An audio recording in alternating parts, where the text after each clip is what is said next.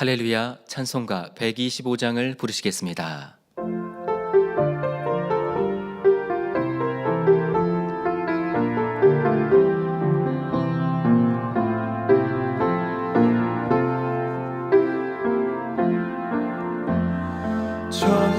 천사들의 노래가 하늘에서 들리니 성과들이 기뻐서 메아리 쳐 울린다.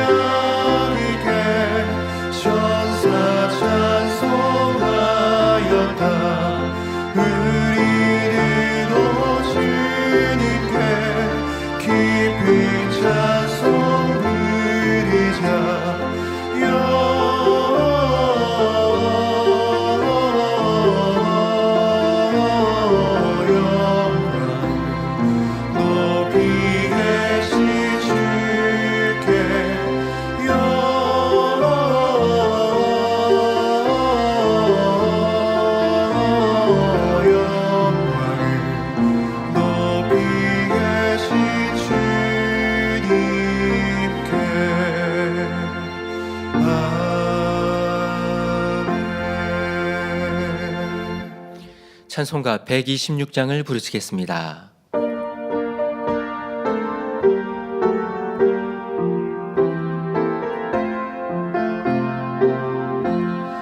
천사 찬송하기를 거룩하신 그 주께 영광 돌려보내세.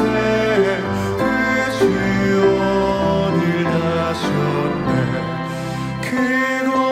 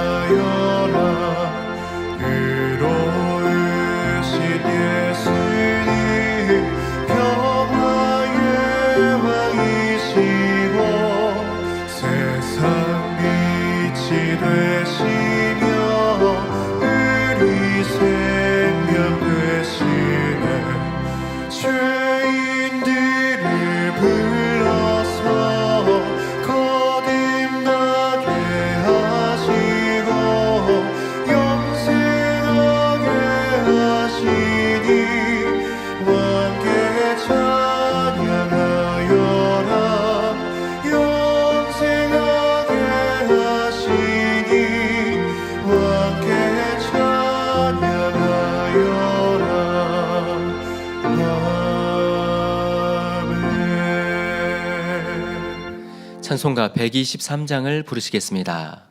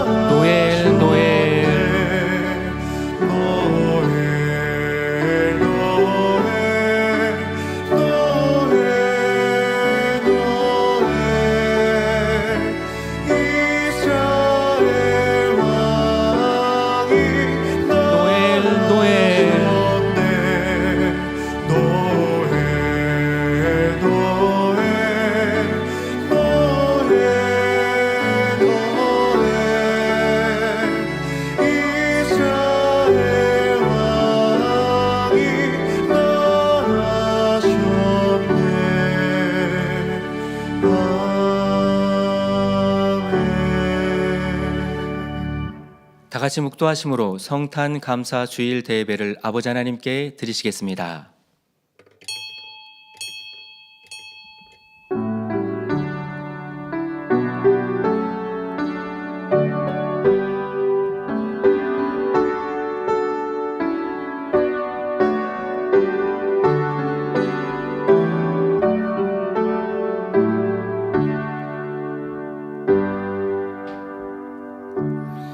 지극히 높은 곳에서는 하나님께 영광이요 땅에서는 기뻐하심을 입은 사람들 중에 평화로다. 모두 자리에서 일어나셔서 개회 찬송 39장 1절을 부르시겠습니다.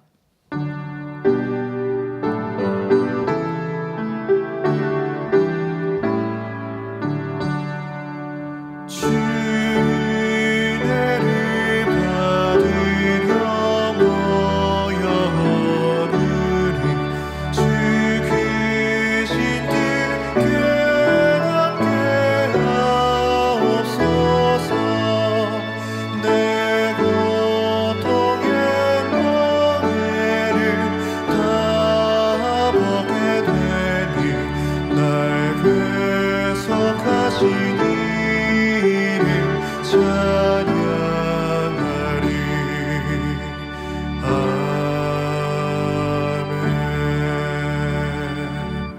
교독문 45번 요한복음 3장을 교독하시겠습니다. 하나님이 세상을 이처럼 사랑하사 독생자를 주셨으니 이는 저를 믿는 자마다 멸망치 않고 영생을 얻게 하려 하심이니라. 하나님이 그 아들을 세상에 보내신 것은 세상을 심판하려 하심이 아니요 저로 말미암아 세상이 구원을 받게 하려 하심이라. 저를 믿는 자는 심판을 받지 아니하는 것이요 믿지 아니하는 자는 하나님의 독생자의 이름을 믿지 아니하므로 벌써 심판을 받은 것이니라. 그 정죄는 이것이니 곧 빛이 세상에 왔으되 사람들이 자기 행위가 악함으로 빛보다 어두움을 더 사랑한 것이니라.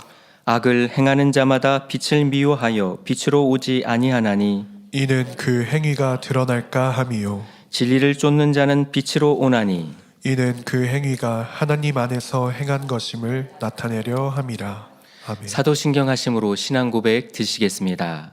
전능하사 천지를 만드신 하나님 아버지를 내가 믿사오며 그 외아들 우리 주 예수 그리스도를 믿사오니 이는 성령으로 잉태하사 동정녀 마리아에게 나시고 본디오 빌라도에게 고난을 받으사 십자가에 못 박혀 죽으시고 장사한 지 사흘 만에 죽은 자 가운데서 다시 살아나시며 하늘에 오르사 전능하신 하나님 우편에 앉아 계시다가 저리로서 산자와 죽은 자를 심판하러 오시리라. 성령을 믿사오며 거룩한 공예와 성도가 서로 교통하는 것과 죄를 사하여 주시는 것과 몸이 다시 사는 것과 영원히 사는 것을 믿사옵나이다. 아멘. 자리에 앉으셔서 한 주간을 돌아보시며 자복기도 드리겠습니다. 할렐루야. 사랑의 주 아버지 하나님, 한 주간도 주님의 은혜와 사랑 가운데 지켜주시고 보호해 주셨다가 오늘도 아버지 하나님 앞에 신령과 진정으로 예배드릴 수 있도록 축복해 주시오니 감사를 드립니다.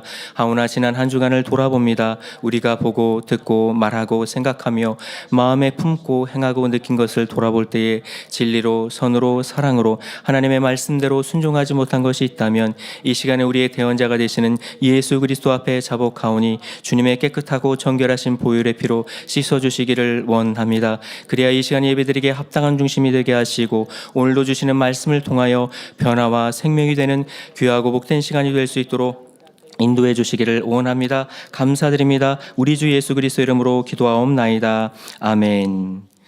찬송가 125장을 부르신 후 예배를 위해 구교구장이신 최영자 목사님 대표기도 해주시겠습니다.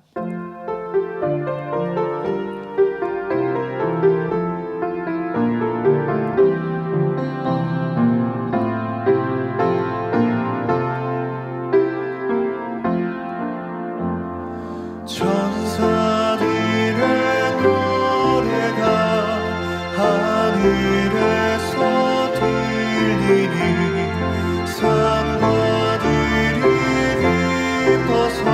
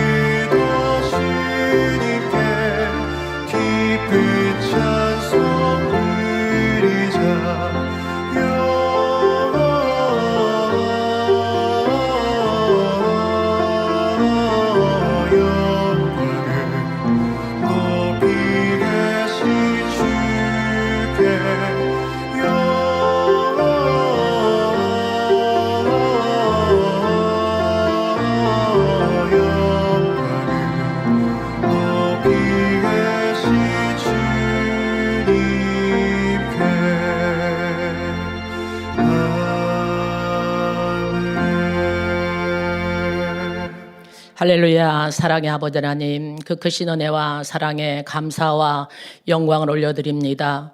거룩하고 복된 주일, 오늘은 특별히 성탄 감사 주일을 맞이하여 우리 주님의 탄생하심을 기뻐하며 행복한 마음으로 주일 예배를 드리게 하심에 감사를 드립니다. 온 인류의 죄를 대속해 주시고 구세주의 사명을 온전히 감당해 주시기 위해 이 땅에 오신 우리 주님의 크신 사랑을 감사드리며 마음과 뜻과 정성을 다하여 아버지 하나님께서 기뻐 받으시는 향기로운 예배로 드릴 수 있도록 성령의 감동과 충만함으로 함께하여 주시옵소서.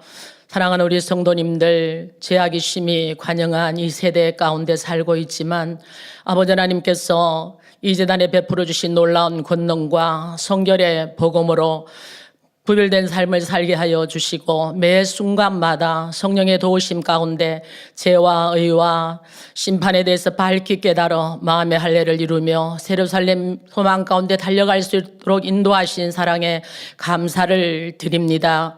사랑의 아버지 하나님, 지난 한 해를 돌아보며 부족한 분야들을 또 아버지 하나님, 저희들 또 아버지 진리로 또 사랑으로 선으로 채우게 하여 주시고 아버지 우리의 마음을 새롭게 함으로 깨어 근신하며 맞이하는 새해에는 더욱 힘차게 일어나 빛을 발할 수 있는 우리 모두가 되게 하여 주시옵소서. 오직 믿음과 사랑으로 이 재단을 충만하게 이끌어가시는 사랑하는 당회장님, 하늘의 지혜와 크신 권능으로 보장하여 주시고 마지막 때 만민의 사역을 아름답게 이루어 가심에 감사를 드립니다. 은사 집회를 통하여 성령의 불같은 역사로 시공을 초월하여 놀라운 치료의 역사로 크게 영광 돌리게 하심에 감사를 드립니다. 올리바이블 또 유튜브 방송을 통하여 전 세계 수많은 영혼들을 깨우며 본재단에 향하신 세계 선교의 사명도 아름답게 이루어 가심에도 감사를 드립니다. 이 시간 팔복 5번째 말씀 증거하실 때에 성령의 감동과 교통 충만함으로 함께하여 주시고 듣는 모든 말씀들이 우리에게 변화와 생명, 능력되게 하여 주시고 부지런히 영의 마음 이룰 수 있도록 축복하여 주시옵소서.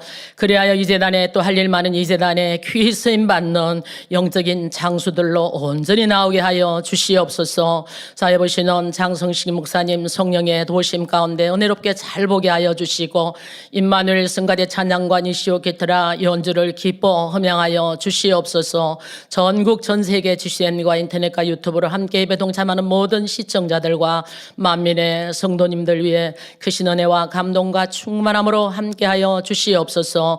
곳곳마다 예배를 위해서 수고하고 헌신하는 모든 손길들 아버지 하나님 기억하여 주시고 하늘의 상급됨으로 또 영육간에 넘치는 축복으로 갚아 주시옵소서. 모든 예배를 통하여 아버지 하나님 영광 홀로 받으시옵소서. 감사를 드리오며 우리 주 예수 그리스도 이름으로 기도하옵나이다. 아멘.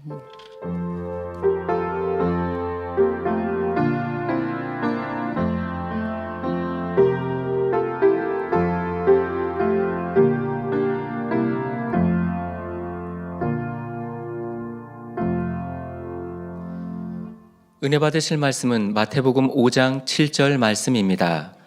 긍휼히 여기는 자는 복이 있나니 저희가 긍휼히 여김을 받을 것임이요. 아멘. 임마누엘 성가대의 찬양과 니시 오케스트라의 연주 후 당회자님께서 팔복 5번째 제야의 말씀 증거해 주시겠습니다.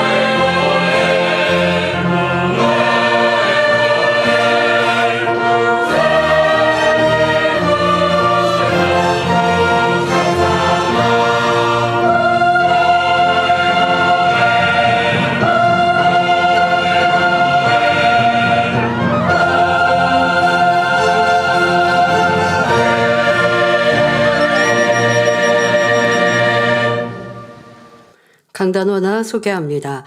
헌화자는 16교구 7번 정선미 집사님입니다. 너무나 귀하신 예수님을 이 땅에 보내주신 아버지 하나님의 사랑과 십자가 희생을 통해 구원의 길을 열어주신 주님의 사랑, 우리를 새 예루살렘 소망 가운데 이끄시는 성경님의 사랑에 감사드립니다. 죽을 수밖에 없었던 제가 2010년 12월 25일 잊을 수 없는 특별한 은혜로 새 생명을 얻어 새 예루살렘 소망으로 살아갈 수 있음에 감사드립니다. 성결의 복음과 크신 권능으로 세계를 깨우시는 당회자님과 불같은 기도로 만민의 성도들을 충만히 이끄시는 원자님께 감사드립니다. 저도 주님의 기쁨이 되는 자로 신속히 나와지겠습니다. 주님의 탄생을 축하드리며 감사의 마음을 담아 강단 헌화를 드립니다. 네, 감사합니다. 사랑하는 성도 여러분, 우리가 듣는 하나님의 말씀은 이룰 수 없는 것을 가르치는 것이 아닙니다.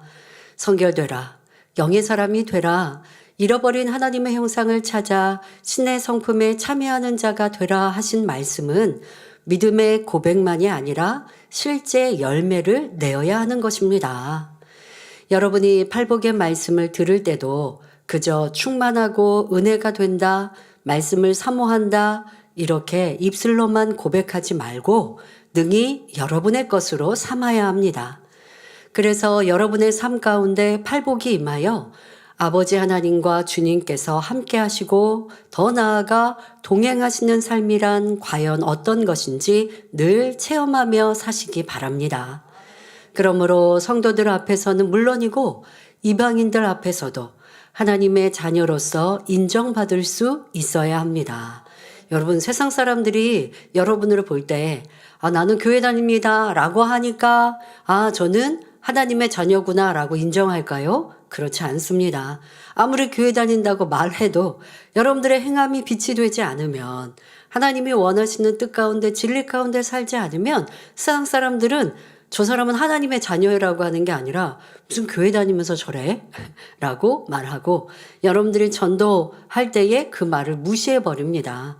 진정 세상에서도 우리가 하나님의 자녀라는 것, 교회 다니는 교인이라는 것, 주님이 우리의 구세주입니다. 당신도 주님을 믿어 천국 갑시다 라고 전도할 때 그 말이 상대의 마음을 두드리고 그 마음에 생명으로 심어지려면 내가 먼저 주님의 삶처럼 살아가야 하는 것입니다. 그렇다 하여 내가 온전히 변화되지 않았으니까 그러면 전도하면 영광 가리나? 그것도 아니고요. 변화되어 가면서 그럼 또 선을 쫓고 진리를 쫓아가면서 또 그러니 전도하고 여러분들이 열매 내려면 그것만으로도 더 빨리 변화되고자 하는 사모함이 되겠죠. 그래서 여러분들이 세상에서 내가 인정받는 사람, 그것은 바로 이런 팔복의 말씀처럼 주님의 모습을, 아버지 하나님의 선과 사랑을 닮아가고 여러분의 삶의 열매를 맺혀야 인정받을 수 있는 것입니다. 오늘도 말씀을 통해 변화된 성도님들을 보며 과연 하나님의 사람은 다르구나, 참으로 복된 사람이구나, 이러한 감탄사가 절로 나올 수 있기를 주님의 이름으로 기원합니다. 오늘은 팔복 중 5번째 말씀입니다. 마태복음 5장 7절에 긍휼히 여기는 자는 복이 있나니 저희가 긍휼히 여김을 받을 것이며 했지요. 긍휼히 여긴다라는 말의 문자적인 뜻은 가엾게 여긴다, 불쌍하게 생각한다라는 뜻입니다. 하나님께서 말씀하시는 긍휼은 성령의 9가지 열매 중에 양선의 마음과 비슷합니다. 양선이란 간단히 설명해서 마태복음 12장 19절 20절에 나온 대로 다투지 아니하고 들리지 아니하고 상한 갈대를 꺾지 아니하며 꺼져가는 심지를 끄지 아니하는 마음이지요. 성령의 열매 중에 양선의 열매가 맺힘으로 그 양선이 행함으로 나타나는 것과, 그러니까 양선이 마음에 이룬 것, 이것은 우리가 성령의 9가지 열매에서의 양선이죠. 마음에 맺혔다고 해서 행함이 없다는 것은 아닙니다만은 이렇게 마음에 맺히고 또 행함으로 나타나는 것이 성령의 9가지 열매의 양선입니다. 더 나아가 그 행함이 더 멀리 넓게 나타나고 또 거기에 플러스 징계의 행함이 더해진 것이 팔복의 긍휼입니다. 성령의 열매와 팔복의 차이점에 대해서는 지난 시간에도 설명해 드렸지요. 성령의 열매는 아버지께서 원하시는 진리의 항목들이 우리 마음에 맺혀 있는 것이고, 팔복은 마음에 맺힌 성령의 열매들을 행함으로 나타내는 것이라 했습니다. 그렇다고 해서 성령의 열매가 행함으로 나타나지 않는다는 것은 아닙니다. 마음에 맺혔으니 행함으로 나타나지요. 그런데 그 행함이 더 넓고 크게 온전히 나타날 때 팔복의 열매인 것입니다. 이런 행함으로 인해서 삶의 매 순간에 하나님 아버지께서 주시는 복으로 임하게 되는 것, 이것이 팔복인 것입니다. 그러니까 여러분들 마음에만 있고 내가 어느 정도 마음에 있는 선이 삶에서 행함으로 나타나는 것. 자, 이것은 때로는 소극적인 선일 수 있습니다. 하지만 우리가 선의 단계도 있다라고 하는 것처럼 그냥 내가 저 사람을 사랑해야지라는 마음에서 행하는 것과 어쩌면 저 사람과 화평할까? 저 사람이 지금 기분도 나쁘고 되게 침체되어 있는데 그 사람을 어찌하면 내가 도와줘서 이끌어줄까? 이 사랑은 차이가 있습니다.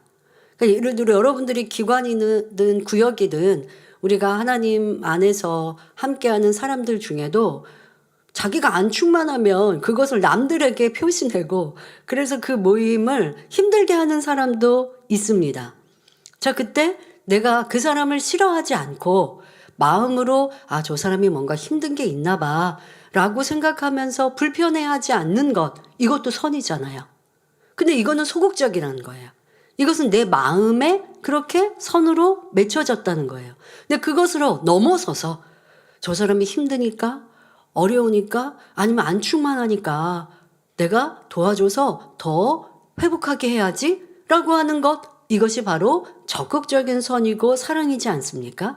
이렇게 여러분들 꼭 구분하여서 성령의 9가지 열매는 이만큼이고 팔복은 더 이만큼이고 꼭 그럴 필요는 없습니다만은, 그러나 여러분들이 크게 좀 이렇게 차이를 설명한다면 지금처럼 내 마음에 있고 마음에 있는 것이 흘러나오는 행함으로 나오면 성령의 열매라 말하지만 그것을 더 적극적으로 넓고 크게 행하여서 그 열매의 맛을 항상 볼 수 있다. 이것은 똑같은 제목의 선이어도 성령의 열매와 팔복의 이런 깊은 차이가 있다는 것입니다. 지난 시간에 설명한 대로 열매가 있는 것과 열매를 따서 먹는 것은 유익함이 다르다 했잖아요. 그러니 내 안에 선과 사랑이 마음에 있어서 흘러넘치는 것과 적극적으로 그 사랑의 마음으로 행하여서 주변의 사람들을 편안하게 해주고 행복하게 해주고, A와 B가 사이가 안 좋은데 왜 저렇게 사이가 안 좋을까 하는 것보다 아니면 저들이 좀 화평했으면 좋겠어, 불편해하지 않고 내가 화평하면 참 좋겠다라는 마음을 그냥 갖고 있으면 소극적이지만, 화평케 하기 위해서 A도 쫓아가서 B에 대해서 설명해주고 B에게 가서는 A에 대해서 칭찬해주고, 아니 지금 A가 당신 예전에 보니까 이렇게 칭찬하던데 하면서 막 중간에서 왔다 갔다 하면서 화평함을 이루어줍니다. 그러면 또 A한테 가서 내가 B에 대해서 좋은 말을 하면 또 A가 또 불편해할 수도 있지만 그것과 상관없이 화평을 이루게 하기 위해서 내가 이렇게 수고합니다. 이게 얼마나 덕스럽고 사랑스러운 모습입니까? 그러면 A도 B도 나도 다 화평해진다. 그러면 그 모임이 나로 인하여서 화평의 열매가 맺혀진 것이니 화기애애할 할 것이고 서로 사랑이 가득할 것이고, 이것이 바로 팔복의 열매가 맺혀서 열매를 따먹는, 그럴 때 아버지께서 그냥 두시겠습니까? 그러한 중재 역할을 하고 열심히 여기저기를 뛰어다니면서 화평의 열매를 맺히기 위해 수고한 나를 아버지가 얼마나 사랑하시겠습니까? 그러니 기도에도 응답하시고 축복해 주시는 것이죠.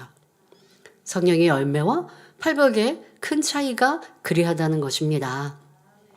긍휼의 경우에도 마음에 맺힌 양선의 열매가 행함으로 나타나는 것인데, 그 나타나는 모양은 3가지로 설명할 수 있습니다. 자, 긍휼은 팔복의 이 성령의 열매의 양선의 마음과 같다라고 말씀드렸고, 그 양선의 마음이 열매로 행함으로 풍성히 나타나는 것, 또 쉽게 양선과 플러스 징계의 긍휼함이 같이 있는 것이 팔복의 긍휼이다 이해하시면 되고요. 이 팔복의 긍휼이 나타나는 모양이 크게 세 가지로 나누어진다라고 지금 설명 시작합니다. 자, 첫 번째 모양은 용서의 긍휼입니다. 앞에서 양선이란 다투지도 들레지도 않고 상한갈대를 꺾지 않으며 꺼져가는 심지를 끄지 않는 예수님의 마음이라 했지요. 이를 좀 더 풀어서 설명하면 상한갈대를 꺾지 않는다는 것은 아무리 악한 사람이라 해도 아직 양심이 화인맞지 않고 구원받을 가능성이 조금이라도 남아있다면 그에 대해 참고 기다리시는 것입니다. 악을 행했다 해서 즉시 징벌하시는 것이 아니라 어찌하든 구원에 이르기까지 참아주시는 주님의 마음이지요. 또한 꺼져가는 심지를 끄지 않는다는 것은 성령 받은 하나님의 자녀들이 진리대로 살지 못한다 해서 즉시 그를 버리지 않으시는 것을 나타냅니다. 아직 온전치 못하여 범죄하는 사람이라 해도 어찌하든 성령으로 깨우치고 진리 가운데 변화되어 갈 수 있도록 끝까지 인내하며 인도하시는 것이 주님의 마음입니다.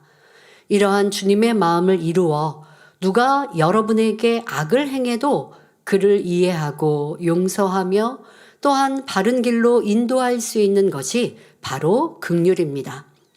자기 입장에서 자기 유익을 쫓아 생각하는 것이 아니라 상대의 입장에서 생각하며 그의 유익을 쫓아주기 때문에 이해할 수 없는 일도 이해할 수 있고 긍휼을 베풀 수 있는 것이지요. 여러분, 상대를 용서하는 이런 긍휼을 이루려면 이해되지 않는 것도 이해할 수 있어야 합니다. 그런데 상대를 이해하려면요, 내 편에서 생각하면 도무지 이해할 수가 없어요. 이해할 수 없다라는 것 자체가 나와 상대가 다르다는 거거든요. 생각도, 기호도, 마음도 각자 우리 사람은 다 달라요. 다른데 사랑하니까 상대에게 맞춰주면 그것이 같은 생각과 같은 기호가 될 수 있는 거죠. 근데 그렇지 않고 상대를 사랑하고 섬기고자 하는 마음이 없으면 저 사람과 나와 다르다. 다른데 저 사람은 왜 저렇게 하지? 저 사람은 틀렸어. 라고 하는 정죄로 발전하기도 합니다. 그러면 이해할 수 없는 상대의 허물이나 잘못에 대해 절대 용서되지 않지요.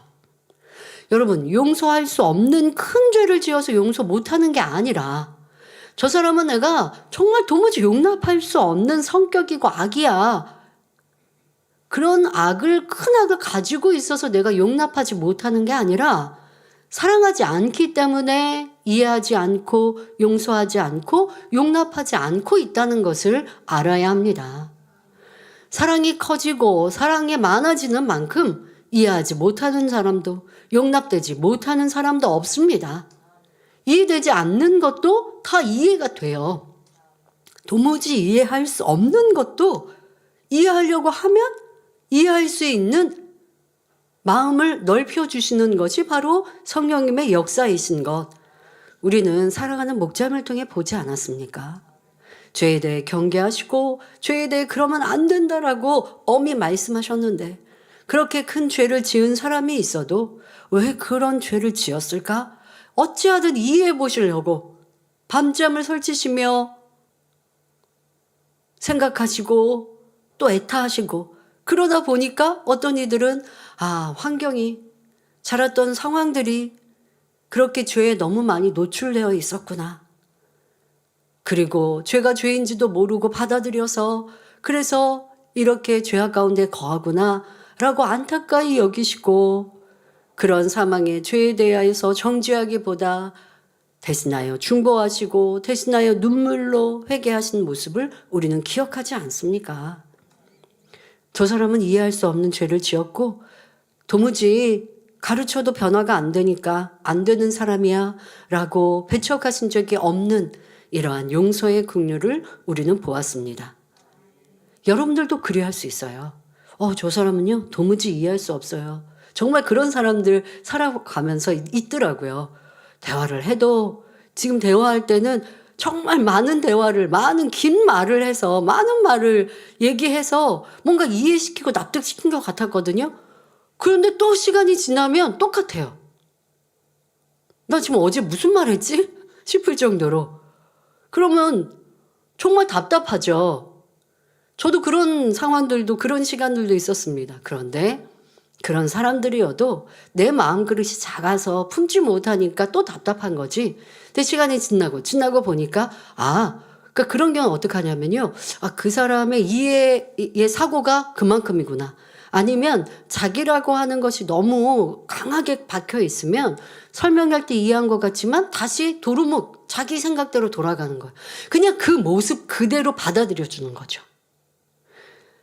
왜 이해가 안 되고 자꾸 부딪혀질까요? 바꾸려고 하니까. 대화도 내가 그 사람이 이렇게 달라졌으면 하는 마음으로 대화하는데 달라질 것 같이 대화를 끝냈는데 똑같은 모습이다. 그러면 내가 영 불편한 거예요. 그런데 달라지기를 변화되기를 바라여 대화했지만 시간이 지나니까요. 제가 무슨 생각하냐. 나도 아버지의 큰 은혜를 받고 변화될게 하고 결단하고 눈물 콧물 흘렸는데 2주 연속 부흥성회 때 여러분 어떠하셨습니까? 눈물 콧물 흘리면서 변화될 것 같고 그래서 영으로 막달라 마리아 마음 이룰 것 같았어요. 그런데 그렇게 되든가요? 그 은혜가 나를 온전히 변화시켰으면 좋은데 내가 또 그냥 예전처럼 아니면 조금 변화된 여러분들의 모습 발견할 때 많이 있지 않으셨습니까? 저는 저의 그런 모습을 보면서 그러니까 이제 은혜의 자리가 있으면 아버지 받은 은혜가 쏟지 않게 해주세요라고 기도하는 그런 기도 준비를 했지만 그뿐 아니라 나도 그랬는데 다른 사람이 지금 은혜 받고 결단하고 잘못했어요라고 회개해놓고 내일 왜 변화 안 됐지라고 답답해한다면 이거는 내 사랑이 없는 소치이지 저 사람의 문제가 아니다 라는 마음으로 바꾸니까요. 어제 은혜 받았는데 왜 오늘 이러지? 이렇게 이해 안 되는 게 아니고 그냥 그래 조금씩 변화되겠지. 조금씩 달라지겠지. 하루아침에 너무 많은 걸 달라지기를 바라는 게 아니라 회개했으니까 이제 달라져야지 라고 기대하면 그러면 또 내가 실망해요. 근데 그게 아니라 그냥 그 모습 그대로 받아주면서 그 모습 그대로 그래도 잘못을 인정했으면 행함이 온전히 달라지지 않았어도 그것만으로 또 나아졌지. 내일은 조금 더 나아지겠지. 이렇게 바라니까 내가 불편해지지 않는 것이죠. 여러분들 서로 용서한다 하면서 용서하지 못하는 이유는 내가 상대에게 너무 많은 것을 기대하고 내가 원하는 만큼 되어주지 않았다고 생각하니 답답하고 불편하고 용서할 수 없었던 내 작은 마음임을 알아야 합니다. 그리고 내 마음을 키우고 넓히십시오. 자, 그래서 이 사람도 저 사람도 이해하고 포용할 수 있고 자, 이해하려면 상대 입장으로 상대의 형편이 되어주셔야 되는데 그게 되기가 쉽지 않으니까 기도하면서 도무지 이해 안 되면요. 기도하세요. 아버지 하나님 지금 제가 내 배우자가 내 자녀가 영 이해가 안 됩니다. 이해할 수 있는 마음 되게 해주세요. 부모님들이 자녀 이해 잘 못하세요. 자녀의 세대가 점점 이 세대가 다른데 다른 세대를 어른들은 이해를 못 하신단 말이에요. 그러니까 젊은이들을 보고 왜 저래? 라고 불편하고 답답하고 그래서 부모와 자녀의 세대의 차이 때문에 화합하지 못하고 하나 되지 못하지요. 가정 안에서 불화하죠. 그거는 자녀가 잘못되어서라기보다 부모님이 젊은이들의 그런 성향이나 모습을 이해하지 못하시는 거예요. 자, 여러분들이 젊었을 때 한번 생각해 보시면 작년 성도님들 그때 60, 70년대도 장발이 유행했다고 그러죠. 그 남자분들이 머리를 이렇게 기르는 거 그런 게 유행했었다고. 지금 아마 그런 사진 보면 아유 촌스러워 그러실 거지만 그게 그때 유행이었다고 하죠. 여성도님들 그때도 미니스커트가 유행했다고 하죠. 그런데 여러분들이 입든 안 입든 안 입어보셨다고 한들 그게 유행이어서 젊은이들은 그랬단 말이에요. 그 젊은이들이 지금은 이제 장년이 되고 노년이 되셨어요. 그분들이 요즘 젊은이들 보면 형 이상하지 않습니까? 왜 머리는 저렇게 하고 왜 머리 색깔은 저렇게 바꾸고 왜 옷은 저렇게 입고 왜 배는 이렇게 차갑게 드러내고 이렇게 얘기하실 수 있지만 여러분들 세대의 젊은이들의 뭔가 좀 튀기 원하고 뭔가 새로운 걸 원하고 평범한 거를 좀 벗어나기를 원하고 이러한 생각이 젊은이들의 특권이잖아요. 그렇게 이해하시면 돼요. 나는 옛날에 어땠지? 라고 생각하면 요즘 젊은이들 이해가 되더라고요. 그렇게 해서 내 편에서가 아니라 그들의 편에서 이해하려고 할 때 마음이 넓어지고 용서할 수 없는 것도 용서하고 서로 화합하고 하나 될 수 있다는 것입니다. 내가 취해보고 경험해보지 않은 것은 다 틀리고 잘못된 게 아니라 상대 입장과 형편으로 이해하려고 하는 마음, 자, 이런 마음을 가지셔야 합니다. 성도 여러분, 긍휼히 여기는, 자, 지금 우리가 첫 번째 긍휼, 용서의 긍휼입니다. 도무지 용서할 수 없는 사람도 용서할 수 있는 것. 자, 이렇게 긍휼히 여기는 사람은 긍휼히 여김을 받는 복을 받습니다. 자, 이는 곧 하나님의 긍휼을 받게 된다는 말입니다. 예수 그리스도를 믿는 우리는 이미 하나님께 크신 긍휼을 입은 사람들입니다. 하나님께서 우리를 긍휼히 여기시고 우리의 죄를 다 사해 주지 않으셨다면 우리는 지옥에 떨어져 세세토록 고통받아야만 했습니다. 그러나 오직 독생자 예수 그리스도를 믿음으로 말미암아 값없이 용서받고 구원을 얻었지요. 또 주를 믿은 여러분이 범죄하여 하나님의 마음을 심히 아프시게 한다 해도 하나님께서는 집 나간 탕자를 기다리는 아버지처럼 여러분이 회개하여 돌아오기를 기다리고 기다리셨습니다. 지금도 그리하시지요. 그래서 여러분이 진심으로 돌이켜 통회자복하고 하나님께 돌아오기만 하면 내가 나를 이렇게 서운케 했다, 내가 이렇게 많은 죄를 범했다 하지 않으십니다.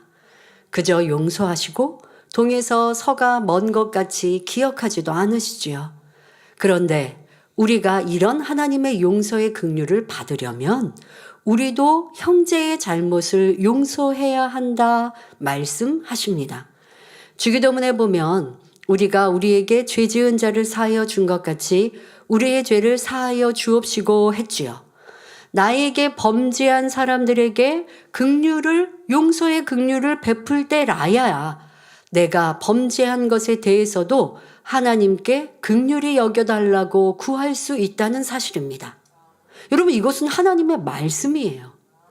자, 우리가 이렇게 주기도문은 매일 하면서 형제를 용서하지 못하고 긍휼을 베풀지 못한다면 아버지 앞에 드리는 기도를 말과 혀로만 하는 것이니 하나님을 만홀히 여기는 것이 됩니다. 마태복음 18장에도 그런 예가 나와 있습니다.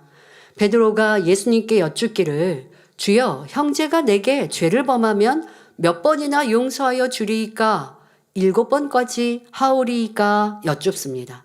자, 여러분들은 여러분들의 배우자, 자녀, 또 형제, 또 누군가가 여러분들에게 잘못을 반복적으로 할 때 몇 번이나 용서하실 수 있습니까? 몇 번이나 용서해 보셨습니까? 자, 이 베드로는 아주 크게 인심 써서 7번쯤 용서하면 될까요? 라고 예수님께 여쭈었습니다. 예수님께서 무엇로 답하십니까? 내게 이르노니 7번뿐 아니라 70번씩 7번이라도 할지니라 하셨습니다. 자, 이것은 70번, 70 곱하기 7번, 7입니다. 70 곱하기 7, 그러면 477에 49, 490번 용서하라고 하신 말씀일까요? 아닙니다. 몇 번인가 헤아려서 용서하는 것이 아니라 7은요, 완전수거든요. 70 곱하기 7은요, 무한히 완전히 용서하고 긍휼을 베풀어 주라는 뜻입니다. 예수님께서는 그렇게 우리에게 말씀하세요. 세마여서 몇 번 용서했어, 이제 마지막이야 하는 게 아니라 내가 이만큼이면 용서 그래도 했지가 아니라 그냥 끝까지 용서해 주라, 긍휼히 여겨 주어라 말씀하신 것입니다. 그러면서 한 비유를 들어주셨습니다. 어떤 종이 자기 왕에게 1만 달란트의 빚을 졌는데 갚을 길이 없으므로 모든 소유뿐 아니라 자기와 아내와 자녀들까지 다 팔려가게 되었습니다. 그러나 종이 왕에게 엎드려 자비를 구함으로 왕이 불쌍히 여기고 그 빚을 탕감해 주었지요. 그런데 이 종이 빚을 탕감받고 나가는 길에 자신에게 100데나리온 빚진 동료를 만났습니다. 그런데 이 종은, 지금 탕감받은 이 사람은 그 동료의 목을 잡고 빚을 갚으라고 독촉하였고, 상대가 내가 돈을 갚을 힘이 안 됩니다, 용서해 주세요. 내가 좀 시간을 주세요 하고 자비를 구하는데도 그를 옥에 가두고 말았습니다. 자, 우리 돈으로 대략 계산하면 자신은 약 1조 원이 넘는 돈을 탕감받았는데 자신에게 겨우 1,000만 원 빚진 사람을 잡아 가둔 꼴입니다. 이를 알게 된 왕은 심히 노하여 이 종을 다시 불렀습니다. 놓아주었다가 다시 부른 것이죠. 악한 종아, 내가 빌기에 내가 내 빚을 전부 탕감해 주었거늘 내가 너를 불쌍히 여김과 같이 너도 내 동간을 불쌍히 여김이 마땅치 아니하냐 하고 그 종 역시 빚을 갚도록 옥에 가다 버린 것입니다. 다시 갇힌 이는 이제 갚을 길이 없지요. 그러니 평생 감옥에 갇혀 있어야 합니다. 이 비유를 들어주신 예수님께서는 마태복음 18장 35절에 결론적으로 말씀하십니다. 너희가 각각 중심으로 형제를 용서하지 아니하면 내 천부께서도 너희에게 이와 같이 하시리라 하셨습니다. 성도 여러분, 우리도 다 지옥불 가운데 떨어질 수밖에 없는 죄인이었습니다. 그러나 오직 예수 그리스도의 십자가 보혈로 인해 의롭다 하심을 얻었지요. 그런데 우리가 형제의 작은 잘못을 용서하지 못하여 그를 미워하고 판단 정죄한다면 아버지 하나님 앞에 얼마나 민망한 일입니까? 야고보서 2장 13절에 긍휼을 행하지 아니하는 자에게는 긍휼 없는 심판이 있으리라. 긍휼은 심판을 이기고 자랑하느니라 했습니다. 또 형제의 티가 보이면 그 자신의 눈에는 내 눈에는 들보가 있는 것이라 하셨습니다. 육으로 보면 어떤 사람은 도무지 용서할 수 없는 악을 행하는 경우도 있습니다. 어떤 때는 믿음의 형제가 악을 행하여 큰 어려움을 당하게 하는 일도 있지요. 세상 사람도 아니고 함께 신앙생활하는 형제가 어찌 나에게 이럴 수 있는가 하고 심히 실망하게 됩니다. 가령 같이 신앙생활하는 믿음의 형제인데 여러분의 허물을 여기저기 말하거나 여러분을 미워하여 애매히 비방한다고 가정해 봅시다. 사사건건 여러분의 말이나 행동에 트집을 잡아서 많은 사람 앞에서 무안을 주려 하는 것입니다. 혹은 큰 돈을 빌려갔는데 갚지 않는다거나 약속을 안 지켜서 손해를 당하게 하는 경우, 아니면 상대가 마땅히 해야 할 일을 하지 않아서 그로 인해 내가 피해를 보게 되는 경우도 있지요. 이럴 때도 긍휼의 마음이 있다면 그를 미워하거나 감정을 품지 않습니다. 물론 하나님 앞에서 합당하지 않은 것은 돌이키고 진리로 변화되기까지 기도해 주지요. 개척 이래로 지금까지 교회 역사를 돌아보면 참으로 별의별 성도들이 다 있었습니다. 애매히 목자를 찌르고 이간질하며 미혹하는 사람, 또 어떤 사람은 교회에 지교회를 세우겠다고 재정을 받아가 놓고 가봤더니 교회가 없어요. 돈을 갖고 그냥 없어진 거죠. 뭐 이러한 사람들, 재정적으로 불의하여 다른 성도들을 시험 들게 하는 사람, 게으르고 사명 감당하지 않는 사람이나 머리대고 일꾼된 위치에서 하나님 앞에 불순종하여 교회를 심히 어렵게 한 사람도 있었습니다. 그러나 아무리 잘못한 성도라 해도 원로 목사님께서는 단에서 드러내어 책망하여 왜 이렇게 행했느냐고 싫은 소리 한 번 한 적 없으셨습니다. 누가 이렇게 하고 이름이나 직분을 드러내지 않으셨지요. 책망받지 못하고 오히려 실족하여 떠날 영혼이라면 차라리 참고 변화될 때까지 기다려 주실 뿐이었지요. 우리도 이런 용서의 긍휼을 이루어야 하겠습니다. 하지만 잘못을 모른 척하고 넘어가라는 것은 아닙니다. 하나님의 말씀으로 분별하고 그가 받을 수 있도록 진리로 가르치는 것은 필요하지요. 그러나 상대의 허물을 말하고 권면할 때도 상대가 악을 행한 것이 내 틀과 의에 맞지 않으므로 불편한 가운데 찌르는 것을 사랑의 권면인 것처럼 포장해서는 안 됩니다. 아무리 진리의 말씀을 인용한다 해도 사랑하려 하지 않고 악한 마음으로 말씀을 인용한다면 하나님 앞에서도 합당치 않습니다. 그럴 때는 성령께서 역사하지 않으니 상대의 마음을 변화시킬 수 없지요. 또 내가 높은 마음이 되어 상대를 가르치고 내 뜻대로 주관하려고 하는 것도 옳지 않습니다. 참으로 상대의 입장을 이해하는 긍휼 가운데 그를 위해 대신 죽어주기라도 할 수 있는 사랑의 마음으로 기도하며 권면해 줄 수 있어야 합니다. 이런 마음이 될 때 필요하다면 징계를 해서라도 상대의 영혼을 진리로 이끌어 줄 수 있게 됩니다. 그래서 긍휼의 두 번째는 징계의 긍휼입니다. 자, 긍휼의 첫 번째는 용서의 긍휼입니다. 두 번째는 징계의 긍휼입니다. 얼핏 생각하기에 용서와 징계는 반대되는 말 같지만 그렇지 않습니다. 징계의 긍휼은 미움이나 정죄함으로 행하는 것이 아니라 사랑으로 하는 징계이기 때문에 상대를 변화시키며 살릴 수 있는 것입니다. 먼저 하나님께서 베푸신 징계의 긍휼을 살펴보겠습니다. 히브리서 12장 6절에 주께서 그 사랑하시는 자를 징계하시고 그의 받으시는 아들마다 채찍질 하심이니라 했고 8절에 징계는 다 받는 것이거늘 너희에게 없으면 사생자요 참 아들이 아니니라 했지요. 사랑받는 하나님의 자녀이기 때문에 범죄하면 징계도 따르는 것입니다. 징계해서라도 진리로 행할 수 있게 하는 것이지요. 아예 하나님과 상관없는 사람이라면 심히 범죄를 거듭하여 하나님께서 외면해 버리셨기에 그에게는 징계조차 따르지 않습니다. 그러니 두려움 없이 자기 마음대로 범죄하며 살다가 결국 지옥으로 가는 것이지요. 가령 여러분에게 아들이 있는데 그 아들이 부모의 것을 도적질했다고 가정해 보겠습니다. 그런데 이 아들이 잘못을 고백하면서 다시는 안 그럴게요. 용서해 주세요. 눈물로 회개한다면 여러분은 어찌하겠습니까? 당연히 따뜻하게 안아주며 용서할 테니 다음부터는 그러지 말아라 할 것입니다. 이것이 용서의 긍휼을 베푸는 것입니다.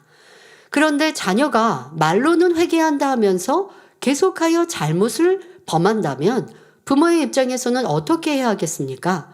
권면하고 책망할 것입니다. 그런데 그래도 듣지 않으면 징계해서라도 깨우쳐 주어야 하지요. 사랑하지 않는다면 범죄하고 잘못된 길로 가도 상관하지 않고 내버려 두겠지만 사랑하는 자녀이기 때문에 징계하는 것입니다. 그냥 놔두면 결국 영영 도적이 될 것이니 징계해서라도 돌이키게 해야 하는 것이지요. 그런데 만약 자기의 자녀가 아니라 이웃집 자녀가 자신의 물건을 도적질했다면 어찌합니까? 선한 사람은 이때도 용서하고 긍휼히 여기지만 대부분의 세상 사람들은 그렇지 않습니다. 오랫동안 그 잘못을 기억하며 수군거리고 정죄하는 눈으로 바라보지요. 징계를 한다 해도 사랑의 징계, 긍휼의 징계가 아니라 미움과 악한 감정으로 징계합니다. 아이가 잘 되게 만들려는 것이 아니라 내 손해를 풀고 기분 나쁜 것을 갚기 위해 아이를 책망하며 심지어는 경찰서에 보내 죗값을 치르게 하는 것입니다. 이런 미움의 징계가 아니라 사랑의 징계를 하는 것이 바로 긍휼입니다. 마찬가지로 여러분도 형제에게 이런 사랑의 징계를 할 수 있어야 합니다. 형제가 범죄하는 것을 볼 때 마음에서 정죄하여 여기저기 전하고 수군거린다면 사랑 없는 이웃집 부모와 같은 마음이요 악이지요. 이때 형제가 죄에서 돌이킬 수 있도록 사랑의 마음으로 엄히 경계하고 책망하여 회개하도록 하는 것이 징계의 긍휼입니다. 또한 성경에 보면 범죄한 형제에 대하여 진리로 권고하고 징계하는 과정이 잘 설명되어 있습니다. 마태복음 18장 15절부터 17절에 내 형제가 죄를 범하거든 가서 너와 그 사람과만 상대하여 권고하라. 만일 들으면 내가 내 형제를 얻은 것이요. 만일 듣지 않거든 한두 사람을 데리고 가서 두세 증인의 입으로 말마다 증참케 하라. 만일 그들의 말도 듣지 않거든 교회의 말하고 교회의 말도 듣지 않거든 이방인과 세리와 같이 여기라 하셨지요. 이렇게 하는 것이 다 징계의 긍휼에 속하는 것입니다. 자, 이러한 순서가 여러분들 안에도 정립되어 있어야 돼요. 누군가 형제가 좀 빚을 낼 것을 행하거나 합니다. 그러면 다른 사람에게 먼저 알리라고요? 아니요. 그 사람에게 가서 그거는 우리가 들은 진리에서 위배되는 건데 그렇게 하면 안 되는데요. 이렇게 권면해야 하는데 우리가 도리어 상대에게 직접 가서 권면하는 건 꺼리죠. 왜? 그 사람이 나 싫어하면 어떡해? 날 불편해하면 어떡해? 라고 하면서. 그러니까 그만큼 사랑이 없는 거예요. 내가 그 사람에게 말할 수 없다면 열심히 기도해 줘야죠. 기도해 주면서 정말 내 마음에 사랑도 갖고 또 아버지 저 사람이 회개하고 돌이킬 수 있게 해주세요라고 기도해야 합니다. 그리고 상대에게 권면합니다. 권면했는데 상대가 듣지 않고 여전히 비질릴 가운데 행하면 이제 주회장님에게나 이렇게 여러분들에게 더 윗사람에게 전하고 알려야죠. 그러면 주회장님은 바로 가서 신방하여 권면하고 깨우쳐줘야 되고 어떠한 그냥 개인적인 비질리라면 스스로가 알아서 하면 돼요. 근데 그것이 더 나아가 상대, 형제들을 미혹해 하거나 형제를 힘들게 하거나 교회에 누가 된다 라고 한다면 권면했는데 고치지 않는다면 교회에 보고하고 교회에 보고했을 때는 교회에서 지침이 나가겠죠. 뭐 더 윗분을 통하여 권면하게 한다든가 또 단에서 말씀을 통해 경계합니다. 그런데도 지켜 행하지 않는다고 하면 또 어떨 수 없잖아요. 교구라든가 이런 때에 서로 경계해야죠. 뭐 예를 들어서 서로 성도 안에서 돈 거래하지 말라라고 가르치고 있습니다. 그런데 뒤에서 이렇게 뭐 다른 사람에게 돈 거래를 합니다. 그러면 그걸 알게 됐을 때는 내가 개인적으로 권면할 것이고 그런데도 고치지 않고 여전히 한다면 주회종에게서 주회종이 권면할 것이고 근데 주회종이 했는데도 고쳐지지 않아요. 그러면 주회종은 당연히 교회에 보고해야죠. 우리 교구 안에 이렇게 성도 안에서 돈 거래하는 일이 발생했습니다. 권면했는데 시정되지 않고 있습니다. 라고 한다면 교회에서는 다시 권면케 하고 단에서 설명할 것입니다. 그런데도 반복된다면 이거는 다른 성도들에게 피해가 되죠. 그러면 이제 교회에서는 그 성도의 이러한 부분들을 주변의 성도들에게 얘기해서 미혹당하지 않고 어려움 당하지 않도록 해주십시오라고 뭐 이런저런 방법들을 제안하게 되겠죠. 이것은 그의 잘못을 드러내고자 하는 게 아니라 다른 이들의 피해가 되지 않도록 또 그 또한도 회개하고 돌이킬 수 있도록 더 강하게 징계하는 것과 같은 방법입니다. 자, 이렇게 순서가 있는데 그리하지 않고 내가 싫은 마음으로 감정적으로 또 상대의 허물을 다른 이에게 전하였다면 이것은 악이라는 것입니다. 상대를 회개케 하는 징계의 긍휼이 아닌 것이요 사랑이 없는 것이지요. 그 밖에도 긍휼에는 여러 가지가 있습니다. 예를 들어 가난한 자를 긍휼히 여긴다든가 불쌍한 자를 긍휼히 여기는 것이죠. 가령 형제가 가난으로 인해 고통받는다면 여러분은 어떻게 하시겠습니까? 참 안 됐다, 불쌍하다 이렇게 말로만 하는 것은 하나님 안에서 긍휼이 없는 사람입니다. 하나님께서 인정하시는 긍휼은 형제가 어려우면 내 것을 나눠주는 것입니다. 어떤 사람은 이렇게 말합니다. 나도 도와주고 싶지만 내게 가진 것이 없는데 어떻게 남을 도와주는가 말하고 생각하기도 하지요. 그러나 만약 여러분의 자녀가 굶고 있다면 나도 가난한데 어쩔 수 없어 하고 가만히 있으시겠습니까? 내가 내일 먹을 것은 없다 해도 지금 있는 것으로 굶고 있는 자녀에게 나눠줄 것입니다. 도리어 부모님은 내가 먹지 못하고 굶더라도 자녀에게 주고자 하지 않겠습니까? 믿음의 형제에게도 이렇게 행할 수 있어야 합니다. 우리가 이렇게 긍휼을 베풀 때 하나님께서도 우리에게 긍휼을 베풀어 주십니다. 잠언 19장 17절에 가난한 자를 불쌍히 여기는 것은 여호와께 꾸이는 것이니 그 선행을 갚아주시리라 했고 잠언 11장 25절 후반절에 남을 윤택하게 하는 자는 윤택하여지리라 말씀하셨습니다. 자, 내가 남을 구제했더니 하나님께서 내게 복으로 갚아주신다 하시는 것입니다. 자, 그런데 여러분들이 구제를 할 때, 주변을 돌아볼 때 주의할 것이 있습니다. 구제한다 해도 상대가 범죄함으로 하나님께 징계를 받아서 어려움을 겪고 있다면 구제를 해서는 안 된다는 사실입니다. 구약성경 요나서에 보면 고의적으로 불순종하여 연단받는 사람을 도울 때 그로 인해 함께 어려움을 당하는 장면이 나옵니다. 하나님께서 요나에게 명하여 니누에로 가라 하셨는데 요나는 그것이 싫어서 오히려 반대편으로 가는 배를 타지요. 이에 하나님께서는 그 배가 큰 풍랑을 만나게 하셨고 배에 탄 사람들은 그 풍랑이 하나님을 거역한 요나 때문인 것을 알게 되었습니다. 그러니 요나를 바다에 던지면 풍랑이 그칠 상황이지요.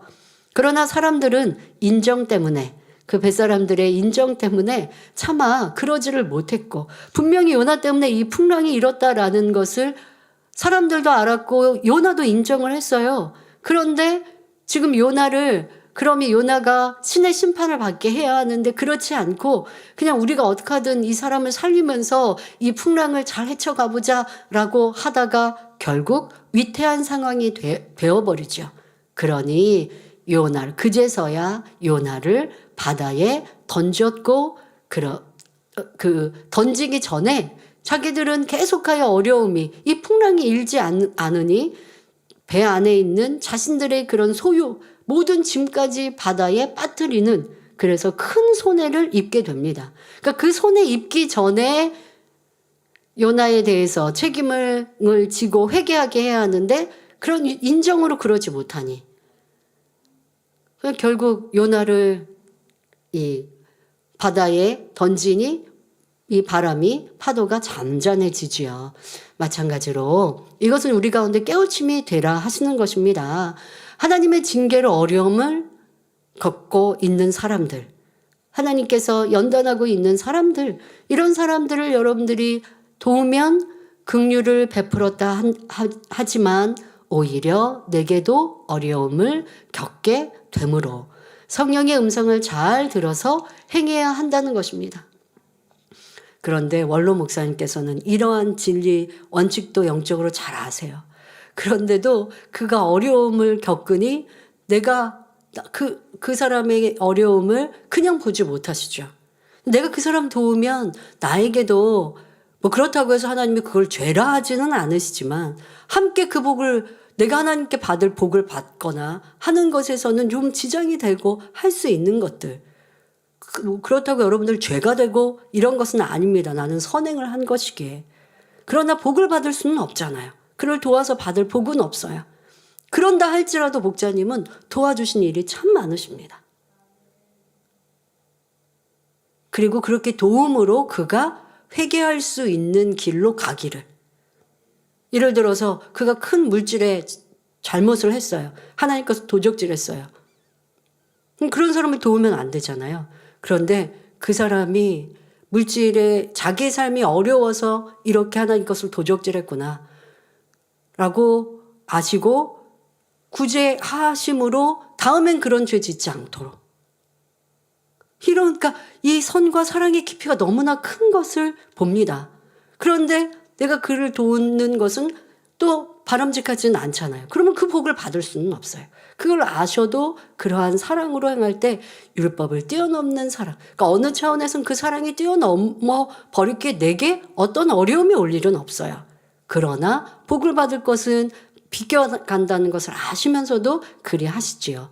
그런데 지금 말씀드린 이 요나를 도왔던 사람처럼 함께 화를 입을 수도 있는 상황과 일도 있다는 것도 잘 아셔야죠. 하나님을 심히 대적합니다. 그런데 그런 사람들을 여러분들 돕고 있어요. 그러면 나에게도 그 화가 함께 임할 수 있는 것도 있습니다. 이런 것도 알아서 성령의 음성을 들어서 행해야 하겠습니다. 다음으로 우리는 세상에서 실패한 사람, 병든 사람, 낮아지고 소외된 사람, 구원받지 못한 불신자들에게도 긍휼을 베풀어야 합니다. 세상 사람들은 성공한 사람은 반겨주고 가까이 하지만 실패한 사람이 왔을 때는 등을 돌려버립니다. 처음에는 몇 번 도와준다 해도 여러 번 반복되면 외면하고 푸대접하는 것입니다. 그러나 믿음의 형제가 실패하여 낙심했다면 결코 그렇게 외면하고 멸시해서는 안 됩니다. 항상 따뜻하게 맞아주고 더 사랑의 마음으로 대해야 하지요. 또 세상 사람들이 그런다 할지라도 긍휼히 여겨줌으로 힘을 주고 용기를 줄 수 있는 사랑을 세상에도 행할 수 있어야 합니다. 병든 사람을 긍휼히 여김으로 그를 위해서 기도해 줘야 하고 믿지 않는 사람을 긍휼히 여김으로 핍박하고 욕한다 해도 그래도 가서 전도해야 합니다. 그가 진리를 몰라서 핍박하는 것이요 내가 그를 긍휼히 여겨 전도하지 않으면 지옥불에 떨어질 것이니 전도하는 것입니다. 또한 가까이 있는 사람뿐만 아니라 이 나라와 전 세계에 진리 안에 살지 못하는 무수한 영혼들을 위하여 항상 긍휼히 여기는 마음으로 기도해야 합니다. 바로 이것이 하나님께서 우리에게 원하시는 긍휼입니다. 결론을 말씀드립니다. 사랑하는 성도 여러분, 오늘은 팔복의 5번째로 긍휼히 여기는 자에 대해 말씀드렸습니다. 요한복음 13장 34절에 새 계명을 너희에게 주노니 서로 사랑하라. 내가 너희를 사랑한 것 같이 너희도 사랑하라 하셨지요.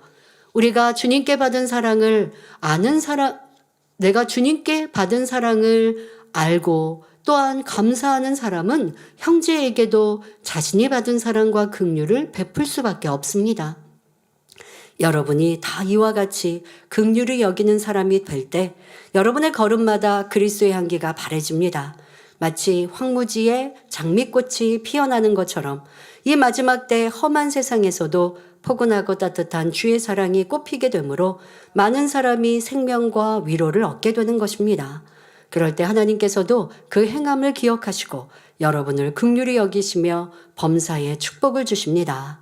우리의 모든 잘못을 용서해 주시고 부족됨을 채워주시며 사업터와 일터에 축복이 넘쳐나게 하실 뿐 아니라 연약함이 변하여 영육 간에 강건하게 해 주시지요. 여러분 모두가 마음의 긍휼을 이루고 행하는 성도님들이 되시어 사랑과 긍휼이 풍성하신 하나님께 여러분 자신도 큰 긍휼과 축복을 받으시기를 주님의 이름으로 축원합니다. 말씀 참고하시면서 함께 기도하겠습니다. 좋으신 아버지 하나님 감사합니다. 이 시간은 긍휼히 여기는 자에 대해 말씀드렸습니다. 예수님께서 우리를 긍휼히 여겨주셔서 이 땅에 사람의 몸을 입고 오시고 구세주가 되어주시기까지 십자가의 고난과 고초를 당해주셨고 아버지 하나님 주님께서는 우리의 지난날의 잘못도 또 주님을 믿노라 하면서도 행한 죄악에 대해서도 용서하여 주셨듯 우리로 형제의 잘못을 용서하는 자가 되며 또한 그들이 회개하고 돌이켜 온전한 구원에 이룰 수 있도록 징계, 긍휼, 사랑으로 행하게 하여 주옵소서. 더 나아가 병들고 가난하고 어려움 당한 이들을 품고 행함으로 그들에게 긍휼을 베품으로 힘과 용기가 되어주는 사랑의 사람들이 될 수 있도록 축복하여 주옵소서. 감사드리며 우리 주 예수 그리스도의 이름으로 기도하옵나이다. 아멘. 환자를 위해 기도합니다. 아픈 것 위에 손을 얹으시고 아프지 않으신 분들은 마음에 손을 가지고 가슴에 손을 얹고 기도받으시기 바랍니다.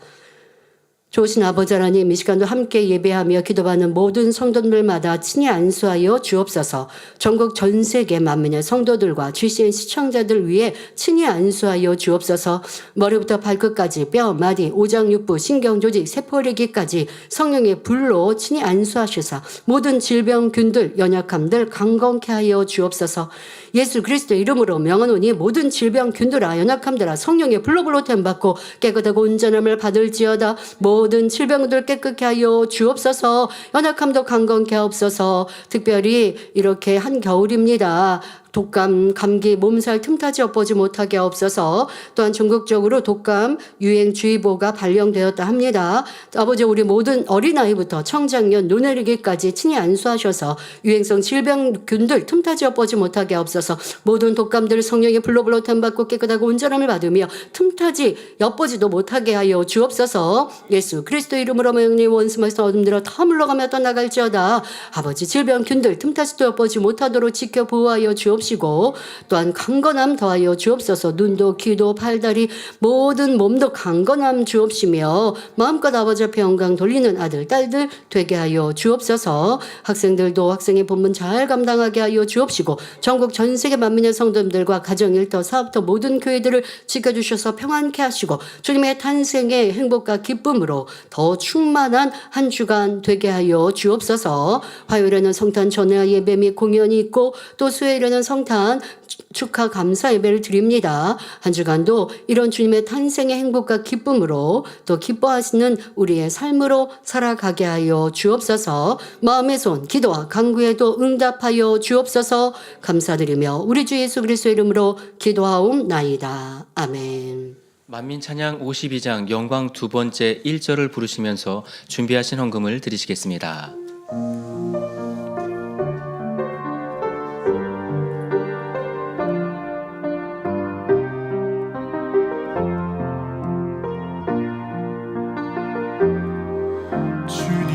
다스가심을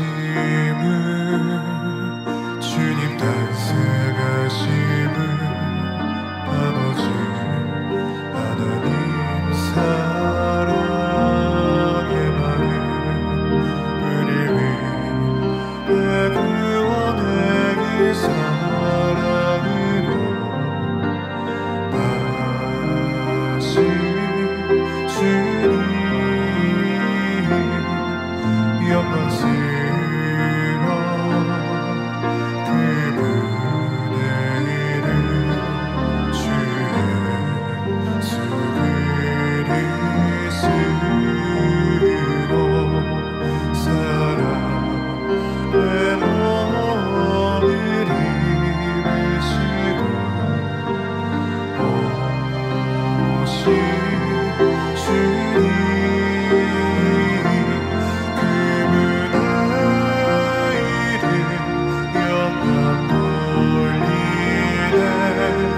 하나님께 영광 돌리네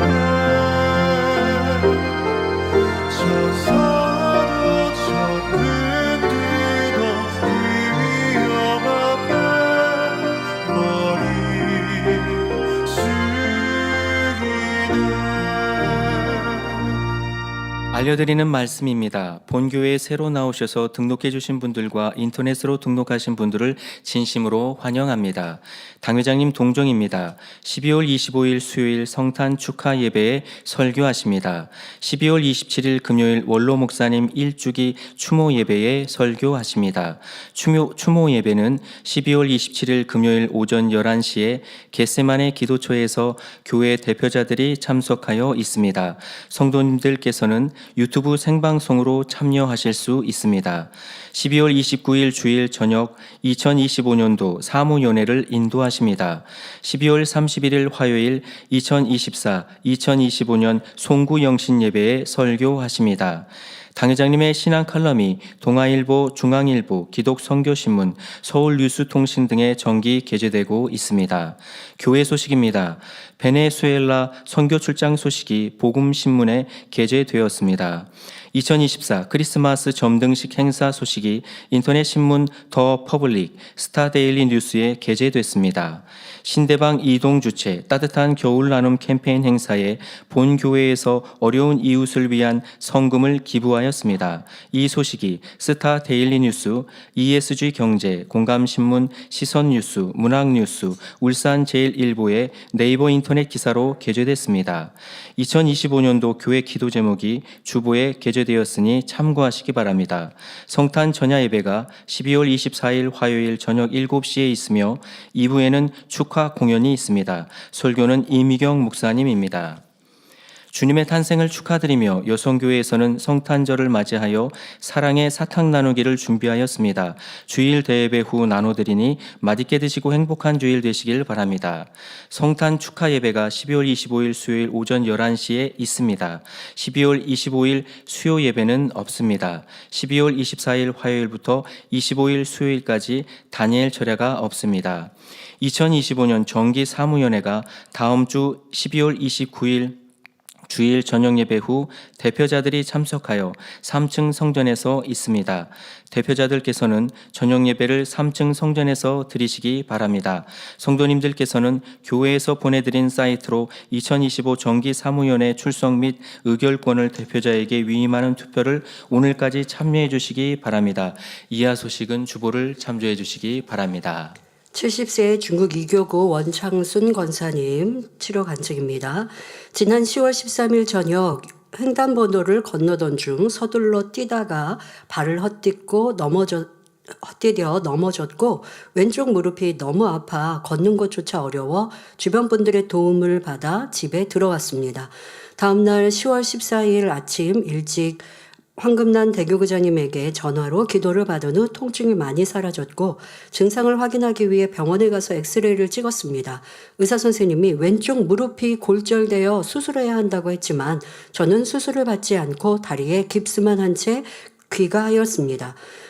제게 왜 이런 일이 일어났는지 지나온 날들을 돌아보았습니다. 그동안 불같이 기도하지 못했던 것, 혈기, 감정, 시기, 판단, 정죄하며 살았던 제 모습이 떠올라 통해자복하였습니다. 그 후 10월 29일 화요일 이미영 목사님이 인도하신 중국 2.3교구 성령 충만 기도회에 가서 기도를 받기 위해 남편과 지인의 도움을 받아 택시를 타고 참석해야 했습니다. 이명 목사님이 기도해 주실 때 성령의 불을 받아 머리, 허리, 다리가 뜨겁고도 시원한 느낌을 받았습니다. 그리고 기도회를 마치고 집으로 돌아오던 중 통증이 사라져 왼발을 땅에 딛고 걸을 수 있었습니다.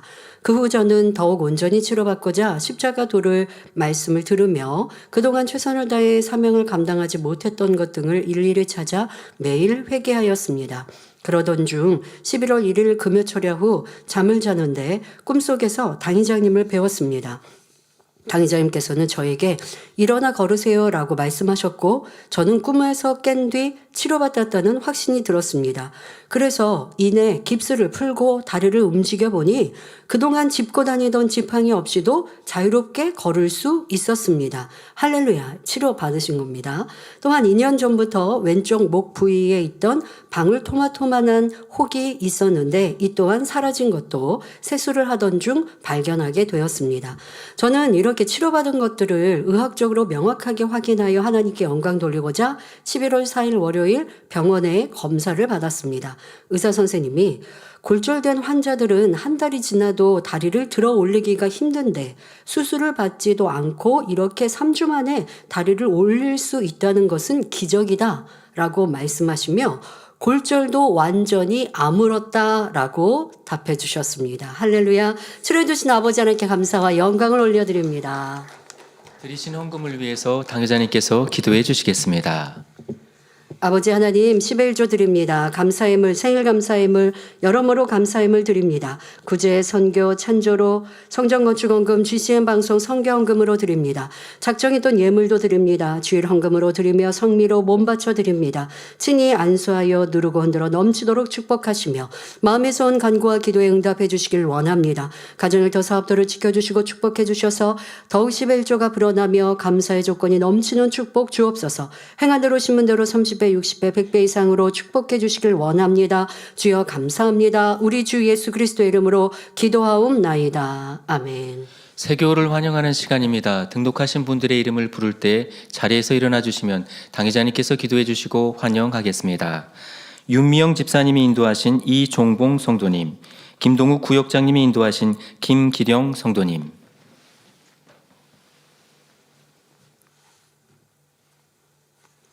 하나님의 자녀들 몸된 재단에 등록했습니다. 이 시간 하늘나라에도 만민주 함께 양떼로 인쳐 주옵시며 영혼이 잘됨 같이 범사가 잘되며 영육간에 강건하게 축복해 주옵소서. 믿음의 반석 위에 세워주시길 원합니다. 이 세상을 이길 수 있는 힘과 은혜와 능력과 충만함을 더해주시고 주님을 간절히 찾고 만나고 체험하며 영광 돌려 나가는 아들 딸들 되게 축복해 주옵소서. 주님 사랑하고 사랑받는 아들 딸들로 주님 나라까지 인도해 주시길 원합니다. 주여 감사합니다. 우리 주 예수 그리스도의 이름으로 기도하옵나이다. 아멘. 주님의 이름으로 환영합니다. 모두 자리에서 일어나시면 당회자님의 축도를 받으심으로 성탄 감사주일 대예배를 마치겠습니다. 지금은 우리 주 예수 그리스도의 은혜와 언제나 우리와 함께 하시는 하나님 아버지의 극진하신 사랑과 우리에게 예수 그리스도를 알게 하시고 의 가운데로 인도하시는 성령의 감동 감화 교통 충만하심이 이전 함께 예배한 모든 성도들과 GCN 방송과 인터넷을 통해 전국 전 세계에서 함께 예배드리는 모든 하나님의 자녀들 위해 함께 하시기를 축원하옵나이다. 아멘.